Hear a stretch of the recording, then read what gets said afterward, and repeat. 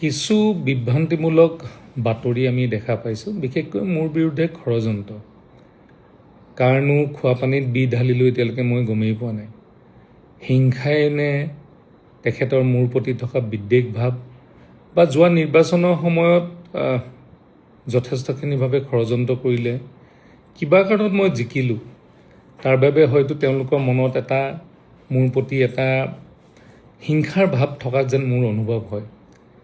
কাৰণ দুখনকৈ বেনাৰ দেখিছিলোঁ। এখন বেনাৰ আমাৰ বেতবাৰী আলিমূৰত, যেতিয়া 19 তাৰিখে বানপানী আহিছিলে আৰু এই বান বিধ্বস্ত অঞ্চল 19 তাৰিখে যেতিয়া লাকুৱা হিলাকুটি আদি অঞ্চলত আছিলে, প্ৰথম তালৈ গ'লোঁ। আৰু এই বেতবাৰী অঞ্চলেদি তাৰ পৰা যোৱা পৰহিলৈকে প্ৰায় 40-50 বাৰমান আমি অহা যোৱা কৰিছোঁ। বিভিন্ন অঞ্চলত মানুহক লগ পাইছোঁ। আজি ভা ধৰা বুলি কোনোবাই কৈছে, কোনোবাই দগাঁৱৰ কথা কৈছে, কোনোবাই বেলেগ বেলেগ অঞ্চলৰ কথা কৈছে। আমি গোটেই অঞ্চলবিলাকত যেনেধৰণে পাৰোঁ নিজে গৈছোঁ। প্ৰথম 3 দিন যেতিয়া নাৱেৰে গ'লোঁ, মোৰ অনুভৱ হ'ল নাৱত উঠি মাত্ৰ 11 বা 12 ঘৰ মানুহকে পানী দিব পাৰি বা উদ্ধাৰ কাৰ্য চলাব পাৰি। কাৰণ মই নাৱত উঠি অকল ভিডিঅ' যদি বনালোঁহেঁতেন, তেতিয়াহ'লে হয়তো মই খুব কম অঞ্চললৈ যাব পাৰিলোহেঁতেন। মই যেনেধৰণে মাননীয় মুখ্যমন্ত্ৰী ডাঙৰীয়াই নেতৃত্ব দি ৰাইজৰ সেৱা কৰিবৰ কাৰণে, ৰাইজৰ সুবিধাৰ কাৰণে যিবিলাক আমি প্ৰচেষ্টা হাতত ল'ব লাগিছিল, সেইটোক আধৰুৱা হ'লেহেঁতেন। আমি অন্তত বহু অঞ্চলত, মই 100% অঞ্চল বুলি নকওঁ, বহু অঞ্চলত আমি এটুপি পানী, বিস্কুটৰ পেকেট প্ৰথম 2টা দিনত দিবলৈ সক্ষম হৈছিলোঁ, লগতে চিৰা আৰু অন্যান্য খোৱা বস্তু। হয়তো তাৰ মাজতো বহুত থাকি গৈছিলে, কাৰণ ভিতৰৰ বহুত অঞ্চললৈ আমি যাব পৰা নাছিলোঁ।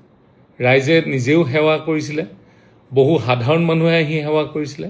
কিন্তু তাৰ মাজতে আজি হঠাতে কেইদিনমানৰ আগৰ পৰা ৰাজনৈতিক কিছু এটা পৰিৱেশ দেখা পাইছোঁ, য'ত আজিৰ দিনত ষড়যন্ত্ৰ কৰিবলগীয়া হৈছে যে মই সুশান্ত বৰগোহাঁই হয়তো ক'ৰবাত কাৰোবাক খোৱাপানীত বি ঢলা নিচিনা এটা পৰিৱেশ। এই পৰিৱেশটো হোৱাৰ কাৰণটো আমি সহজে অনুমান কৰিব পাৰোঁ।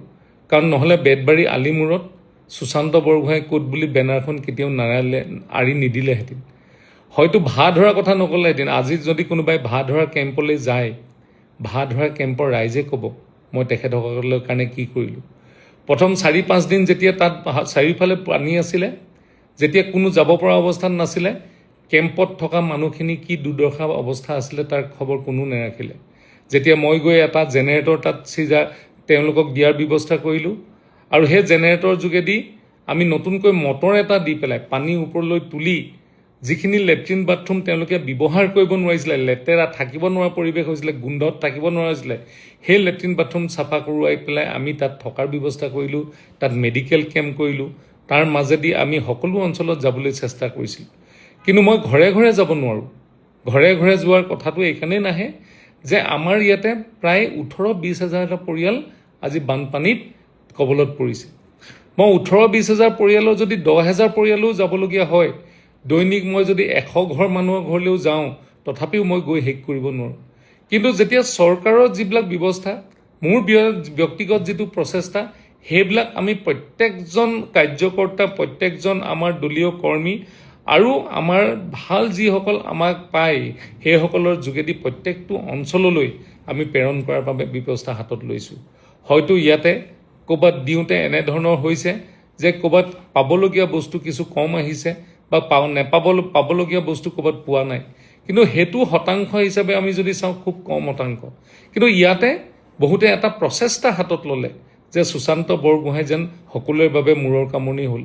আজি মন্ত্ৰী হোৱাৰ বাবে মূৰৰ কামনি হ'ল। বিধায়ক হৈ থাকোঁতে এই মূৰৰ কামনি কাৰো বাবে নাছিলে। কাৰণ এই ষড়যন্ত্ৰবিলাক আমি গমো পাইছোঁ কোনে কৰিছে, কি কৰিছে, কিয় কৰিছে। কাৰণ এই ষড়যন্ত্ৰৰ তেওঁলোকে যি কৰিছে, সি মোক মানসিকভাৱে বিচলিত কৰিব নোৱাৰে। কাৰণ যেতিয়া আমি কাম কৰি ৰাইজৰ মাজত যাম, যেতিয়া কাম কৰি ৰাইজৰ মাজত দেখাম, যেনেধৰণে আজি নিতাই পানীদিহিং অঞ্চলৰ পৰা আৰম্ভ কৰি সকলোবিলাক অঞ্চল আজি উন্নত এটা অঞ্চললৈ গ'ল। আজি বানপানী বুলি ক'লে শিৱসাগৰত ক'ত বানপানী হৈছিলে? পুৰণা থাওৰা অঞ্চলত পানীদিহিঙত বানপানী হৈছিলে। আজি সেই ব্ৰহ্মপুত্ৰ বান্ধ ভাঙিছিলে, দিহিঙৰ বান্ধ ভাঙিছিলে। কিন্তু যোৱা সময়ছোৱাত আমি যেতিয়া 250-300 কোটি টকাৰ আমি মথাউৰি নিৰ্মাণ কৰিলোঁ, আজি পুৰণা থাওৰা সমষ্টি কিন্তু ক'তো বান্ধ হোৱা নাই। হয়, খামুন অঞ্চলত এটা আধা বনোৱা মথাউৰি বা বিজ্ঞানসন্মতভাৱে নবনোৱা মথাউৰিৰ বাবে কিছু মানুহৰ তাত অসুবিধা হৈছে, যাৰ বাবে দিৰৈ অঞ্চলতো মানুহে যোৱা 3-4 বছৰৰ পৰা বানপানীৰ কবলত পৰিছে। কিন্তু যিবিলাক অঞ্চল পানীদিহিং বুলি কওঁ, বানপানী, পশ্চিম পানীদিহিং বানপানী, আজি সেইবিলাক অঞ্চলত কিন্তু আজি বানপানী নোহোৱা হৈছে। হয়, গৰাখহনীয়া হৈছে, সেইখিনিও আমি সেই গৰাখহনীয়া সমাধান কৰিম। কিন্তু যি ষড়যন্ত্ৰ আজি কৰিছে, 2খন মাত্ৰ বেনাৰ আঁৰি তাৰপিছত ছ'চিয়েল মিডিয়াত দি মোৰ বিৰুদ্ধে যিটো ষড়যন্ত্ৰ কৰিছে, এই ষড়যন্ত্ৰই মোক কেতিয়াও বিচলিত কৰিব নোৱাৰে। কাৰণ আমি দৃঢ় প্ৰতিজ্ঞ ৰাইজৰ সেৱা কৰিবৰ কাৰণে, আৰু ৰাইজৰ সেৱা কৰিবলৈ যাওঁতে হয়তো ক'ৰবাত উজুতি খাব পাৰোঁ, কিন্তু সেই উজুতি খালে আমাক থমকি কেতিয়াও ৰখাব নোৱাৰে। আপোনালোকৰ মৰম আৰু আশীৰ্বাদেৰে যোৱা সময়ছোৱাত আমি কাম কৰি গৈছোঁ। বহুতক আমি এনেধৰণে সহায় কৰিছোঁ, কিন্তু ফেচবুকত আমি দিয়া নাই। আমি বহুতক এনেধৰণে আমি কাম কৰিছোঁ, বহুখিনি কাম আমি ফেচবুকত দিয়া নাই, কিন্তু আমি নিৰৱচ্ছিন্নভাৱে আমি এই কামখিনি ৰাইজৰ সেৱা কৰি গৈছোঁ। আজি বহুতে বহুত কথা কয়, দম্ভালি ভৰি মোৰ কথা কয়। মোৰ নাম ল'লে হয়তো তেওঁলোকে সেই নামৰ যোগেদি তেওঁলোকে আকৰ্ষিত হ'ব পাৰে, কিন্তু মোক যিমানে বেয়াকৈ ক'ব, সিমানেই মই দুগুণ উৎসাহেৰে ৰাইজৰ কাম কৰিবলৈ আমি শক্তি পাম।